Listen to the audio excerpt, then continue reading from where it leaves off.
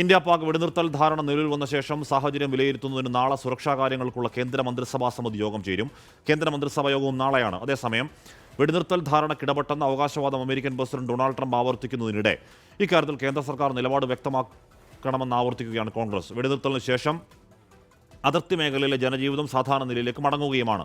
B Dileep കുമാറും ബൽറാം നെടുങ്ങാടി തുടരുന്നുണ്ട്. ദിലീപിലേക്ക് ആദ്യം പോകുന്നു. ദിലീപ് കുമാർ, എന്താണ് നമ്മുടെ വിദേശകാര്യ സെക്രട്ടറി വെടിനിർത്തലിനെ പറ്റി പറയുന്നതിന് അരമണിക്കൂർ മുൻപ് ട്രംപ് വന്ന് പറഞ്ഞതുപോലെ നരേന്ദ്രമോദി ഇന്നലെ രാഷ്ട്രത്തെ അഭിസംബോധന ചെയ്യുന്നതിന് തൊട്ട് മുൻപ് അവിടെ മാധ്യമങ്ങളെ കണ്ട ട്രംപ് പറയുകയാണ്, ഇതുപോലെ ഞാൻ ഇരു രാജ്യങ്ങളോട് നിങ്ങൾക്ക് കച്ചവടം വേണമെങ്കിൽ നിർത്തിക്കോ എന്ന് പറഞ്ഞു എന്നൊക്കെയുള്ള അതിരുകടന്ന അവകാശവാദങ്ങൾ തുടരുകയാണ്. അതിനെപ്പറ്റി സർക്കാരിൻ്റെ ഇന്നലെ പ്രധാനമന്ത്രി അങ്ങനെ കാര്യമായി പറഞ്ഞു കേട്ടില്ല. ഒഫീഷ്യൽ പ്രതികരണം ഉണ്ടാകുമെന്ന് പ്രതീക്ഷിക്കാമോ? അതിൽ പ്രതിപക്ഷത്തിൻ്റെ ചോദ്യങ്ങൾ എന്താണ്?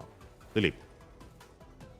ഹാഷ്മി, ഇപ്പോൾ അതിലേക്ക് കടക്കുന്നതിന് മുമ്പ് തന്നെ അല്പം മുമ്പ് ബൽറാം റിപ്പോർട്ട് ചെയ്തതുപോലെ ഏറ്റവും പ്രധാനപ്പെട്ട വാർത്ത ഈ ഷോപ്പിയാനിൽ ഭീകരരുമായി ഏറ്റുമുട്ടൽ നടക്കുന്നു എന്നതാണ്.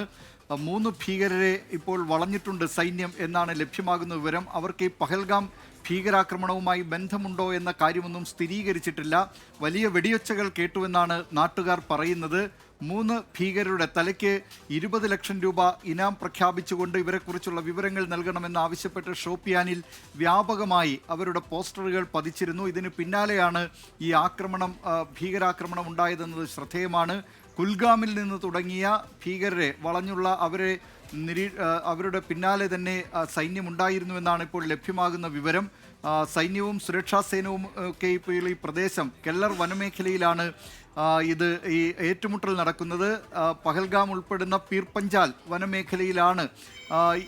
അതിനോടടുത്ത പ്രദേശമാണ് ഈ ഷോപ്പിയാൻ എന്നതും മറ്റൊരു പ്രധാനപ്പെട്ട കാര്യമാണ്. അതുകൊണ്ട് ഈ ഭീകരർ അവർ തന്നെയാണോ എന്ന കാര്യത്തിൽ ഇനിയും സ്ഥിരീകരണമില്ല. പക്ഷേ 4 ഭീകരരുണ്ട് എന്നാണ് ലഭ്യമാകുന്ന വിവരം. ഇതിൽ ഒരു ഭീകരനെ ഇന്ത്യൻ സൈന്യം വെടിവെച്ച് കൊന്നതായും വിവരങ്ങൾ ലഭിച്ചിട്ടുണ്ട്. ഈ ഏറ്റുമുട്ടലിൽ കൊല്ലപ്പെട്ടതായി വിവരം ലഭിച്ചിട്ടുണ്ട്. മറ്റു വിശദാംശങ്ങൾ അറിവായി വരുന്നതേ ഉള്ളൂ. ബൽറാം നെടുങ്ങാടി കശ്മീരിൽ നിന്നും ഇക്കാര്യത്തിൽ കൂടുതൽ വിവരങ്ങൾ നൽകും.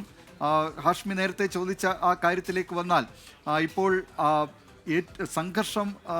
സംഘർഷത്തിന് അയവ് വരികയും വെടിനിർത്തൽ നിലവിൽ വരികയും ചെയ്തതോടുകൂടി കേന്ദ്ര സർക്കാർ ഇക്കാര്യത്തിൽ സ്വീകരിച്ചിട്ടുള്ള നടപടികൾ അത് പരസ്യമാക്കണമെന്നാവശ്യപ്പെട്ട് പ്രതിപക്ഷം സമ്മർദ്ദം ശക്തമാക്കുകയാണ്. പാർലമെന്റിന്റെ പ്രത്യേക സമ്മേളനം വിളിച്ച് അതിൽ പ്രധാനമന്ത്രി കാര്യങ്ങൾ വിശദീകരിക്കണമെന്നാണ് കോൺഗ്രസിന്റെ ആവശ്യം.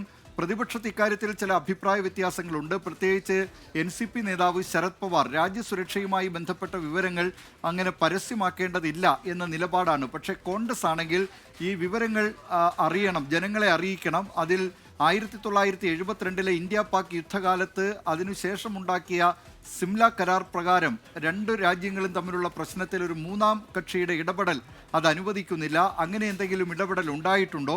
ഡൊണാൾഡ് ട്രംപിന്റെ അവകാശവാദം താനാണ് ഈ പ്രശ്നം പരിഹരിച്ചത് എന്ന കാര്യത്തിൽ എന്തെങ്കിലും വാസ്തവമുണ്ടോ തുടങ്ങിയ വിഷയങ്ങളിൽ വ്യക്തത വരുത്തണം. അക്കാര്യം ജനങ്ങളോട് പറയണം എന്നാണ് കോൺഗ്രസ് ആവശ്യപ്പെടുന്നത്. ഹാഷ്മി. ഓക്കെ, ബി ദിലീപ് കുമാറാണ് അതിൻ്റെ മറ്റു ചില വശങ്ങൾ കൂടി പറഞ്ഞത്. ഈ പറഞ്ഞ ട്രംപ് പിന്നെയും ആവർത്തിച്ചുകൊണ്ടിരിക്കുന്നു, ഞങ്ങളാണ് നിർത്തിച്ചെന്ന് ആവർത്തിച്ചുകൊണ്ടിരിക്കുന്നു. അപ്പോൾ അതിൽ ഒരു ശക്തമായ വിയോജനക്കുറിപ്പ് അടക്കം സർക്കാരിൻ്റെ ഭാഗത്തുനിന്നുണ്ടാകുമോ എന്ന് നമുക്ക് കാത്തിരുന്നു.